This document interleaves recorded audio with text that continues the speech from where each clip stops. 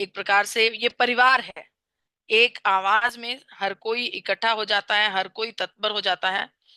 बहुत बढ़िया, बहुत बेहतरीन।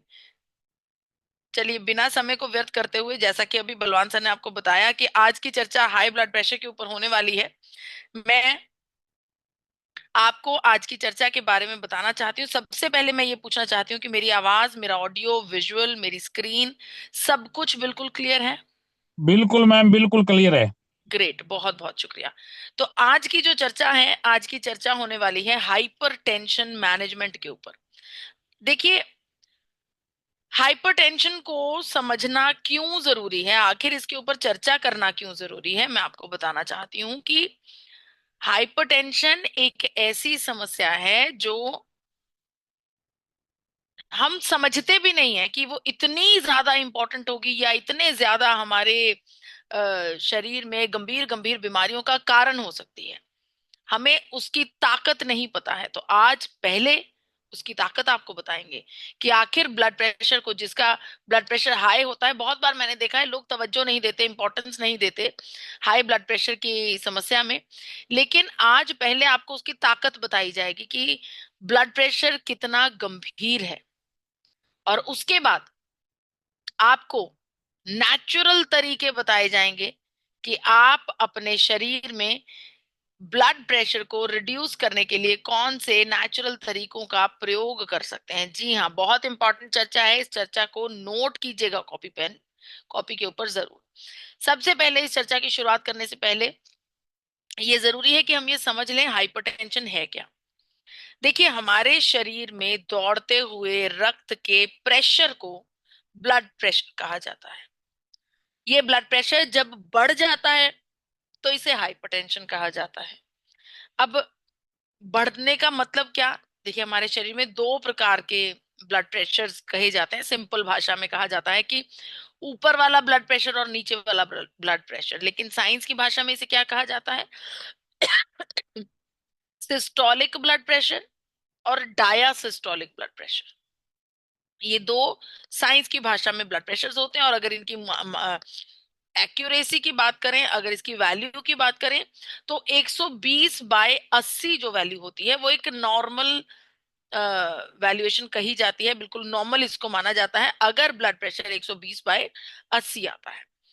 जब ये इससे बढ़ना शुरू हो जाता है, 120/80 से ऊपर चला जाता है, तब ये धीरे धीरे हाइपरटेंशन की ओर बढ़ने लगता है और हाइपरटेंशन की बीमारी बन जाता है। देखिए, आपको एक और एग्जाम्पल से समझाते हैं। बहुत सिंपल एग्जाम्पल है। हम अपने गार्डन में पानी दे रहे हैं प्लांट्स को। प्लांट्स को पानी देते हुए अगर हमें, जैसे हम पाइप से पानी दे रहे हैं, तो पाइप को बड़े आराम से हल्के फुल्के हाथ से हम ऐसे पकड़ते हैं और वो पानी का जो बहाव है वो पास में किसी भी क्यारी में, किसी भी गमले में बड़े आराम से पानी गिरता है। अब अगर कोई प्लांट हमसे थोड़ी दूरी पर है, हम उस प्लांट तक पहुंच नहीं सकते, तो उस प्लांट में पानी कैसे दिया जाएगा? जो पाइप है उसकी नोजल को प्रेस करके, होता है ना, आप पाइप की नोजल को प्रेस कर देते हैं, पानी का प्रेशर दूर तक जाना शुरू हो जाता है। अब सिंपल एग्जांपल, यही जो पाइप है ये आपकी धमनियां हैं। शरीर के अंदर रक्त का बहाव इन धमनियों के बीच में हो रहा है। अब अगर तो ये धमनी नॉर्मल सिचुएशन में है तो रक्त बड़े आराम से उसमें से फ्लो हो रहा है। लेकिन जैसे ही इन धमनियों के अंदर ब्लॉकेज होने लगती है, कोई डिस्टरबेंस होने लगती है, उस ब्लॉकेज की वजह से, जिस प्रकार से पाइप को दबाने पर उसकी नोजल टाइट हो जाती है, उसी तरीके से हमारी धमनियां जो हैं उनमें ब्लॉकेज आने पर जो एरिया है रक्त के प्रवाह का, जो धमनी के बीच का एरिया होता है, वो और संकीर्ण हो जाता है क्योंकि उसमें ब्लॉकेज आने लगती है। अब जब ये संकीर्ण हो जाता है तो रक्त तेजी से निकलता है, जैसे पाइप में से पानी तेजी से निकलता है। तो जब हमारी धमनियों के अंदर से रक्त तेजी से निकल रहा है तो हमारी वॉल्स के ऊपर वो प्रेशर डाल रहा है, हमारी वॉल्स के ऊपर डैमेज कर रहा है, हमारी वॉल्स को अंदर से क्षतिग्रस्त कर रहा है। राइट। तो इस वजह से ये जो हाई ब्लड प्रेशर है ये हमारे लिए बहुत खतरनाक है, क्योंकि हमारी धमनियों को अंदर से बर्स्ट तक कर सकता है ये हाई ब्लड प्रेशर, अगर ज्यादा लंबे समय तक हमारा ब्लड प्रेशर हाई बना रहे तो ये नुकसान करता है। मुझे लगता है कि आपको समझ में आया कि ब्लड प्रेशर हाई कैसे होता है। देखिए, ब्लड प्रेशर को अगर ट्रीट नहीं किया जाएगा, अगर उसकी तरफ आप तवज्जो नहीं देंगे, अगर आप उसका इलाज नहीं करवाएंगे, उसकी प्रिकॉशंस नहीं इस्तेमाल करेंगे, तो ये हमारे शरीर में गंभीर बीमारियां पैदा कर सकता है। जैसे कि ये हमारे शरीर में दिमाग की समस्या, मेमोरी लॉस जिसे डिमेंशिया कहा जाता है, आंखों की समस्या, आंखों के नर्व्स को कमजोर करना, हृदय की समस्या, heart attack, heart failure, heart stroke, या फिर किडनी के ऊपर भारी होना, किडनी के ऊपर इफेक्ट होना। ये सब चीजों के ऊपर इफेक्ट हो सकता है अगर हम हमारे ब्लड प्रेशर को कंट्रोल नहीं करते। अब सिर्फ कहने की बात नहीं है, फैक्ट्स के साथ आपको बताने जा रही हूं मैं। दुनिया भर में जितने भी हार्ट अटैक्स हुए हैं, हार्ट अटैक के मरीज हैं, उसका 50% हिस्सा इसी वजह से हार्ट अटैक का मरीज बना, क्योंकि उन्होंने अपने ब्लड प्रेशर को मैनेज नहीं किया, हाई ब्लड प्रेशर को मैनेज नहीं किया। राइट।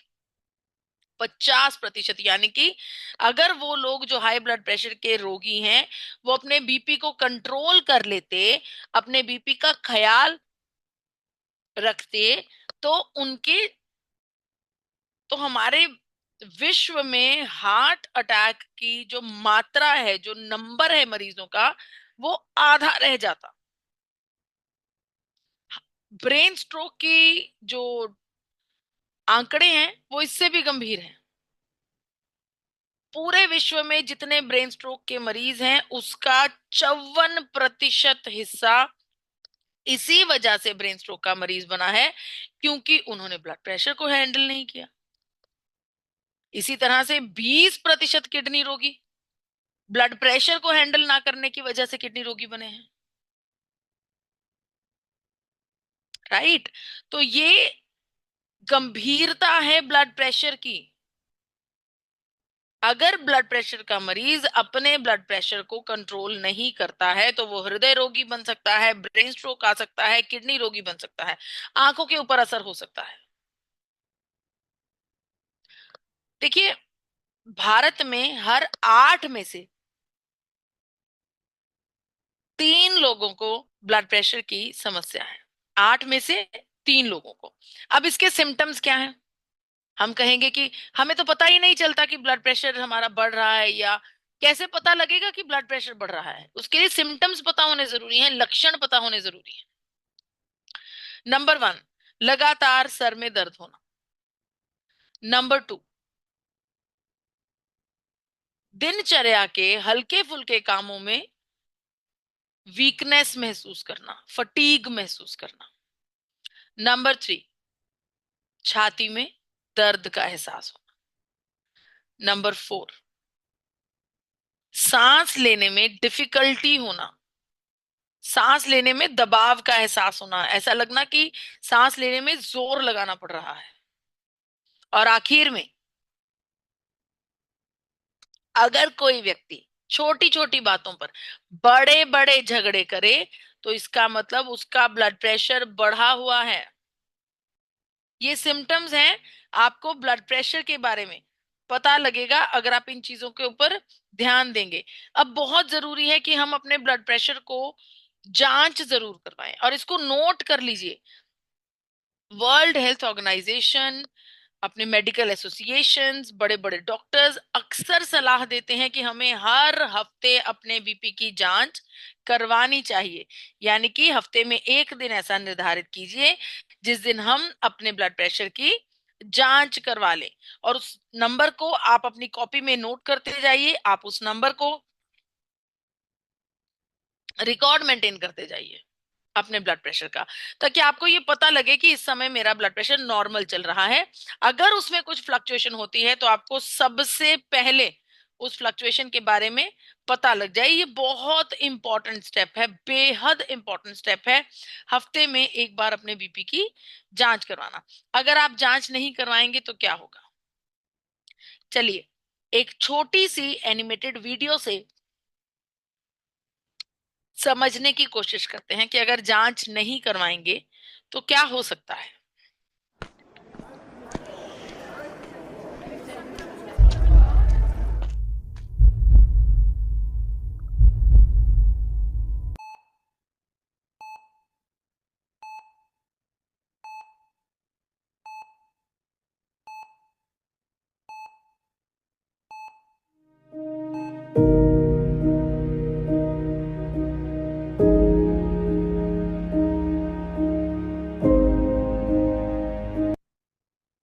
देखिए, अगर जांच रेगुलरली नहीं करवाते तो कहीं पर भी किसी भी मौके पर इस प्रकार की सिचुएशन का सामना करना पड़ सकता है, जो कि बहुत ही ज्यादा गंभीर है। आपको बताना चाहती हूँ कि ये जो ब्लड प्रेशर की समस्या है ना, इसे साइलेंट किलर का नाम दिया गया है। साइलेंट किलर यानी कि ऐसा व्यक्ति, ऐसी चीज जो बिना किसी आवाज के सीधा हमें मृत्यु की घाट उतार दे। साइलेंट किलर, ये चुपके से हमारे शरीर में शामिल हो जाता है, चुपके से हमें ये बीमारी लग जाती है, हमें पता भी नहीं चलता। और एक अटैक ऐसा करता है जो अटैक हमारे लिए जानलेवा साबित हो सकता है। इससे बचने के लिए क्या किया जाए? ब्लड प्रेशर को रेगुलरली मॉनिटर किया जाए। बस यही एक शुरुआती स्टेप है जो आप इस्तेमाल कर सकते हैं इस समस्या से बचने के लिए। आपको बताना चाहती हूँ, हाइपरटेंशन की जितनी भी दवाइयां हैं, हर दवा आपके सिर्फ लक्षणों के ऊपर काम करती है। रूट कॉज पर कोई भी दवा काम नहीं करती है। हाइपरटेंशन के लक्षणों के ऊपर दवाएं काम करती हैं। अब रिस्क फैक्टर्स की तरफ बढ़ चलते हैं। कौन से ऐसे कारण हैं जिसकी वजह से हाइपरटेंशन की समस्या हो सकती है? सबसे पहले स्मोकिंग। अगर कोई व्यक्ति सिगरेट का सेवन करता है, अगर कोई व्यक्ति जरूरत से ज्यादा मोटापे से ग्रस्त है, कोई अगर दिनचर्या में एक्सरसाइज नहीं कर रहा बिल्कुल भी, अगर कोई व्यक्ति, कई बार ऐसा होता है कुछ लोग बहुत ज्यादा तेज नमक मिर्च मसाले खाते हैं, उन्हें भी हाई ब्लड प्रेशर की समस्या हो सकती है। वहीं पर अगर किसी के परिवार में किसी बड़े बुजुर्ग को हाई ब्लड प्रेशर की समस्या है तो चांसेस हैं कि आपको भी हो सकती है। इसी तरीके से अगर कोई स्ट्रेस ज्यादा लेता है, टेंशन ज्यादा लेता है, उसे भी हाइपरटेंशन की समस्या हो सकती है। देखिए, अगर मैं सिगरेट की बात करूं तो सिगरेट पीने वाले लोगों का जो ग्रे चांस रहता है हाइपरटेंशन का, ब्लड प्रेशर की बीमारी होने का, वो चांस 2 गुना हो जाता है, डबल उसका इफेक्ट हो जाता है। यानी कि अगर कोई सिगरेट पीता है, अगर कोई लगातार धूम्रपान की आदत करता, फॉलो करता है, तो उसे डबल चांसेस होते हैं कि वो ब्लड प्रेशर का मरीज बन सकता है। इसी तरह से अगर कोई व्यक्ति मोटापे से ग्रस्त है तो उसके केस में 85% केस चांसेस होते हैं कि वो हाइपरटेंशन का मरीज लाजमी बनेगा। अगर कोई व्यक्ति एक्सरसाइज नहीं कर रहा, उसके जीवन में 20 से 50% चांसेस होते हैं कि वो हाइपरटेंशन का मरीज बनेगा, क्योंकि वो बिल्कुल भी एक्सरसाइज नहीं कर रहा। हम जब एक्सरसाइज करते हैं, हमारे शरीर में भरपूर मात्रा में ब्लड का सर्कुलेशन होता है, ऑक्सीजन का सर्कुलेशन होता है, जो हमारे लिए बहुत फायदेमंद होता है। इसी तरह से जो लोग सोडियम का ज्यादा प्रयोग करते हैं, जो लोग ज्यादा नमक मिर्च मसाले का सेवन करते हैं, उनके जीवन में भी हाई ब्लड प्रेशर की समस्या जो है वो ज्यादा होती है। आपको बताना चाहती हूँ कि अगर कोई ज्यादा नमक मिर्च मसाला खाने वाला व्यक्ति सिर्फ इस इंटेक को कम कर दे, नमक का प्रयोग कम कर दे, सिर्फ इतना सा कदम उठाने पर 5 से 6 mm ब्लड प्रेशर कम हो सकता है नेचुरली, बिल्कुल नेचुरली। इसी तरीके से अगर कोई व्यक्ति है जिसके परिवार में ऑलरेडी हाइपरटेंशन के मरीज हैं, तो उसके जीवन में भी डबल चांसेस हैं ब्लड प्रेशर का मरीज बनने के। तो उन्हें एहतियात ज्यादा बरतना चाहिए। अगर कोई बहुत स्ट्रेस ले रहा है, कोई टेंशन बहुत ले रहा है, वो भी इस बीमारी के रोगी बन सकते हैं, क्योंकि ज्यादा स्ट्रेस, टेंशन भी हमें ब्लड प्रेशर की ओर अग्रसर कर देती है। तो अगर आप शुरुआती स्तर पर ब्लड प्रेशर को कंट्रोल करना चाहें, तो आप डेफिनेटली कर सकते हैं। आप डाइट में मॉडिफिकेशन करके, पौष्टिक आहार लेकर, एक्सरसाइज करके, लाइफस्टाइल को बदलकर, पानी ज्यादा पीकर, अच्छी नींद लेकर, लाइफस्टाइल में कुछ बदलाव करके आप ब्लड प्रेशर को कंट्रोल कर सकते हैं। बहुत से नेचुरल तरीके हैं जिनके द्वारा आप अपने ब्लड प्रेशर को नीचे ला सकते हैं। देखिए, अगर आप अपने शरीर में बीपी को कंट्रोल करना चाहते हैं नेचुरल तरीके से, तो आपको ज्यादा से ज्यादा फल सब्जियों का सेवन करना होगा। आपको अपने जीवन में एक्सरसाइज को शामिल करना होगा। एक्सरसाइज करने से हमारे अंदर कॉन्फिडेंस आता है, हमारे अंदर ब्लड सर्कुलेशन अच्छी होती है, ऑक्सीजन हर एक अंग तक बहुत अच्छे से पहुंचता है। और अपनी दिनचर्या में fast food, processed food, package food, तैलीय पदार्थ, इन सब चीजों से तौबा करनी होगी। अपने ब्लड प्रेशर को कंट्रोल में रखने के लिए स्ट्रेस फ्री रहिए। जो भी आपकी हॉबी है उसको फॉलो कीजिए, चाहे वो म्यूजिक सुनना है, ड्राइंग करना है, कुछ भी है। और अंत में सबसे इंपॉर्टेंट, ब्लड प्रेशर को रेगुलरली चेकअप करवाइए, जांच करवाइए ब्लड प्रेशर की। ब्लड प्रेशर को कंट्रोल में रखने के लिए अगर कोई कदम उठाना चाहते हैं, तो अपनी डाइट में पोटाशियम रिच भोजन जरूर कीजिए, जैसे कि पालक और केले का सेवन करना है। रोजमर्रा अगर आप रेगुलरली एक्सरसाइज करते हैं 50 मिनट, तो आप बिल्कुल नेचुरली अपने ब्लड प्रेशर को 5 से 8 mm रिड्यूस कर सकते हैं। इसी तरीके से अगर कोई व्यक्ति ज्यादा शराब पीता है और उसे कंट्रोल कर लेता है उस आदत को, सिर्फ इतनी सी कोशिश करने से वो 4 mm ब्लड प्रेशर को कंट्रोल कर सकता है, 4 यूनिट नीचे आ सकता है ब्लड प्रेशर। बिल्कुल इसी प्रकार से सिगरेट पीने वाले व्यक्ति भी अपने बीपी को कंट्रोल कर सकते हैं, सिर्फ इस बुरी आदत को छोड़कर। अगर कोई व्यक्ति रोजमर्रा के जीवन में योगा कर रहा है, मेडिटेशन कर रहा है, उसके जीवन में भी ब्लड प्रेशर जो है वो 5 mm तक कंट्रोल हो सकता है। तो है ना ये सब नेचुरल तरीके ब्लड प्रेशर को कंट्रोल करने के लिए। लेकिन अगर फिर भी आप मुझसे पूछें कि कोई ऐसी चीज जो साबित हो चुकी है कि ब्लड प्रेशर की बीमारी नहीं होने देगी, ब्लड प्रेशर की बीमारी के इलाज में बड़ा काम करेगी, तो वो एक तत्व क्या है? वो एक तत्व जिसके ऊपर माँ प्रकृति की खास कृपा है, जो प्रकृति का नायाब देन हम तक हमारी झोली में आया है, वो है गामा ओरिजिनॉल। देखिए, जब भारत के बड़े बड़े डॉक्टर्स के साथ चर्चा की जाती है, तब भी गामा ओरिजिनॉल के बारे में बहुत सारे सुझाव मिलते हैं इसका सेवन करने के लिए। आपके सामने प्रस्तुत करना चाहती हूँ डॉक्टर शैलेश सहाय जी, जो कि प्रिंसिपल कंसल्टेंट हैं मैक्स हॉस्पिटल गुड़गांव के। जब डॉक्टर साहब से पूछा गया कि डॉक्टर साहब आपको क्या लगता है गामा ओरिजिनॉल और ब्लड प्रेशर का आपस में क्या तालमेल है, क्या ब्लड प्रेशर की रोकथाम में या ब्लड प्रेशर के इलाज में गामा ओरिजिनॉल मदद कर सकता है, तो आइए सुनते हैं कि डॉक्टर साहब ने क्या जवाब दिया। Advocated to be used as a natural supplement to decrease the blood pressure. Various studies done in Korea and China have basically indicated that this may be helpful in reducing blood pressure by interacting with the ACE inhibitors. हमारे शरीर में S inhibitors के साथ interact करके blood pressure को control करता है gamma oryzanol, यानी कि आपको ब्लड प्रेशर के रोगी बनने से भी बचाता है, और अगर कोई रोगी है तो उसके ब्लड प्रेशर को फ्लक्चुएट नहीं होने देता।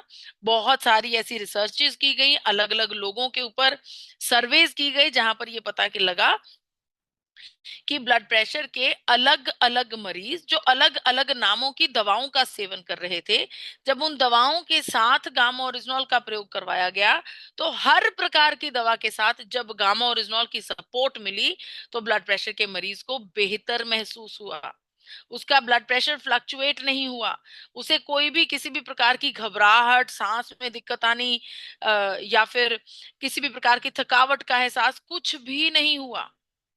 उन्हें अपनी ब्लड प्रेशर की दवा के साथ गामा ओरिजिनॉल का जब हमने सपोर्ट दिया तो उन्हें ये बहुत बेहतर लगा, और ये भी देखा गया कि लंबे समय तक प्रयोग करने से हाई ब्लड प्रेशर में आराम मिला है, वो कंट्रोल हुआ है, उसका फ्लक्चुएट नहीं हुआ है।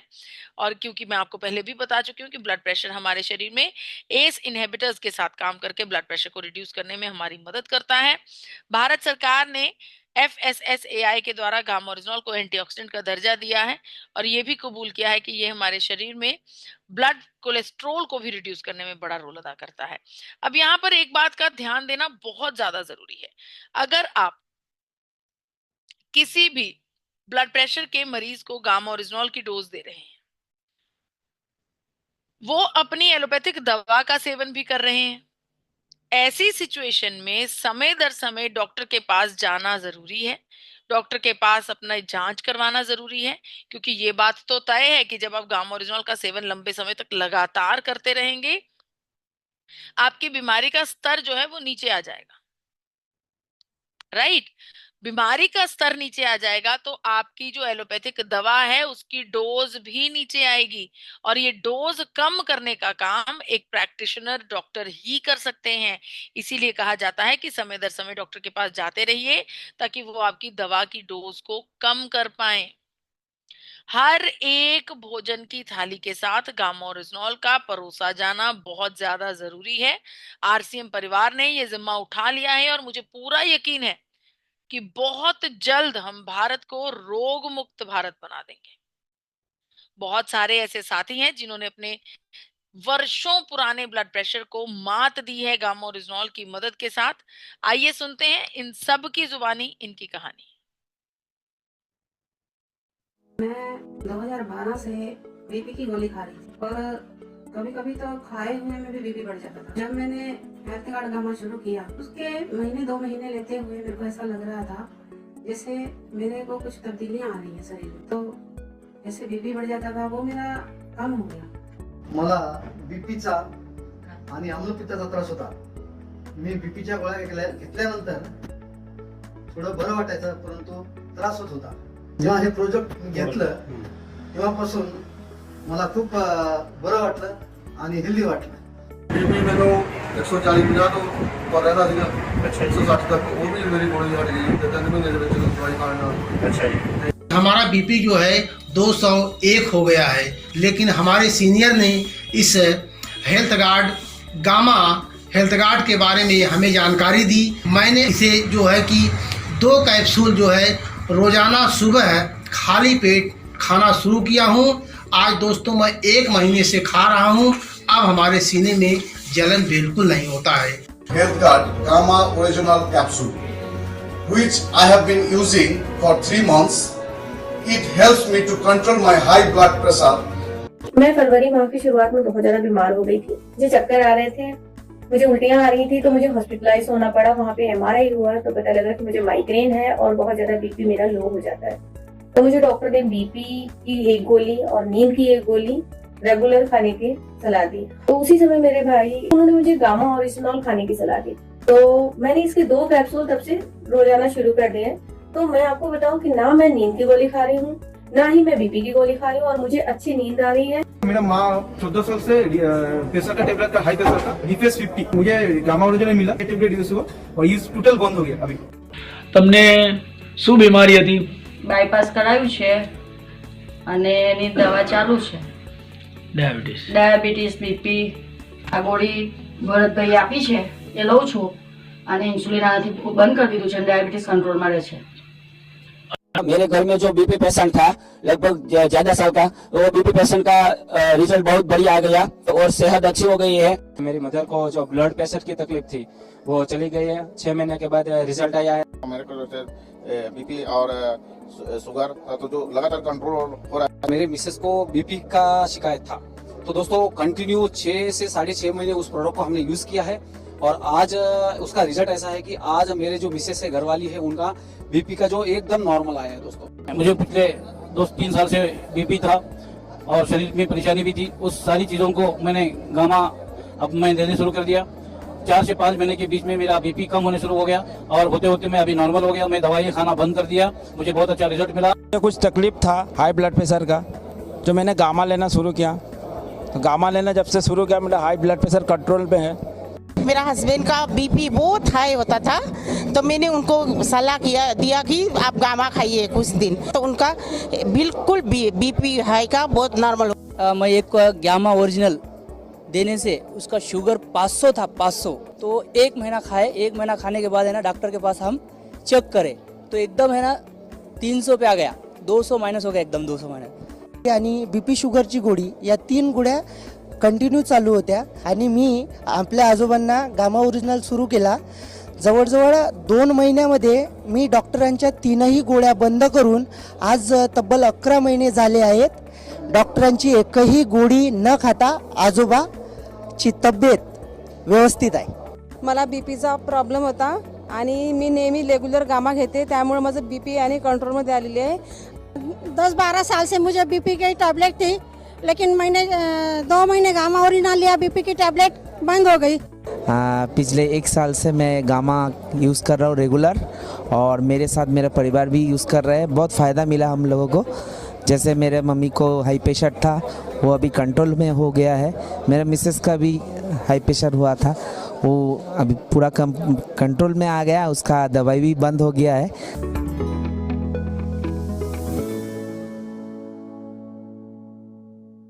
तो आप सबने देखा कि किस प्रकार से अनेकों साथियों ने अपने ब्लड प्रेशर को मात दी है गामा ओरिजिनल की मदद के साथ.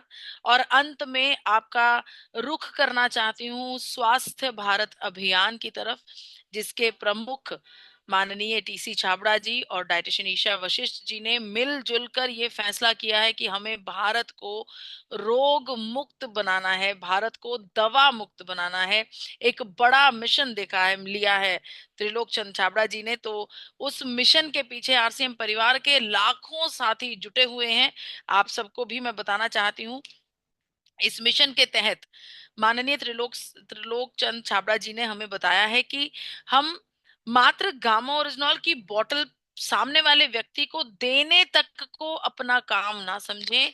हमें चाहिए कि उस व्यक्ति को एक तरह से हम अडॉप्ट कर लें, उसके साथ बातचीत करें, उसको उसके दिनचर्या के बारे में बताएं, डाइट प्लान के बारे में बताएं, और उसे वाकई में बीमारियों के घेरे से निकालकर रोग मुक्त जीवन दें, जो कि संभव है. गामा ओरिजिनल की सपोर्ट के साथ संभव है.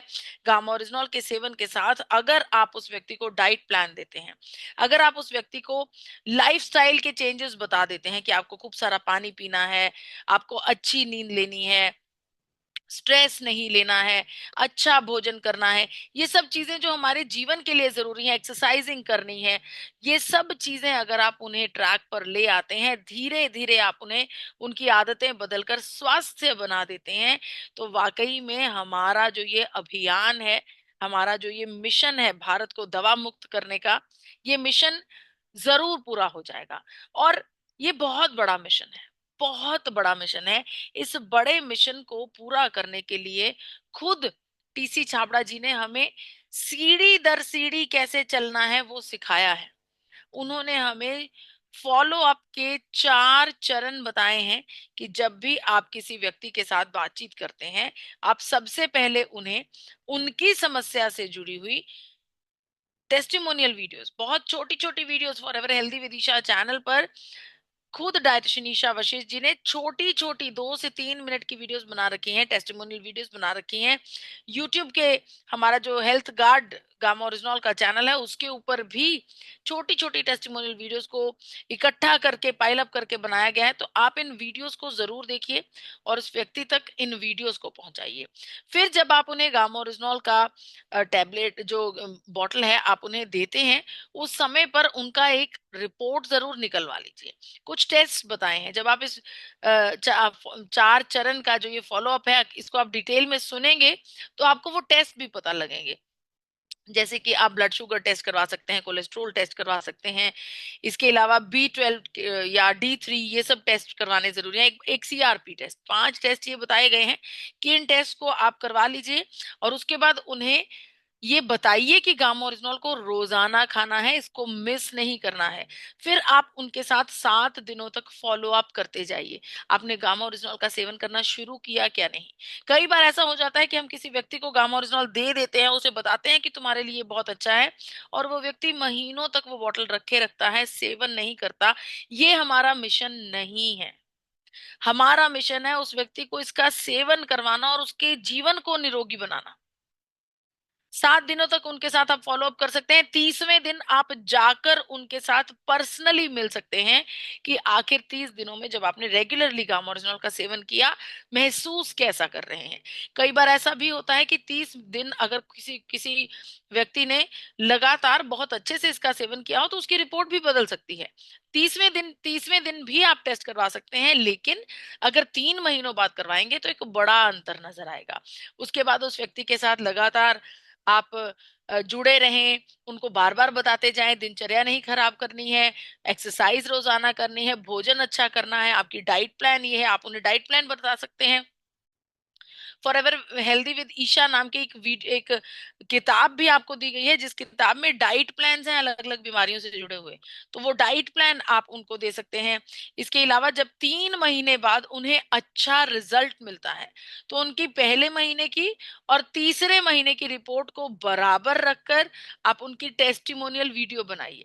टेस्टिमोनियल वीडियो बनाने के लिए भी आपको स्टेप्स बताए गए हैं कि कैसे टेस्टिमोनियल वीडियो बनानी है।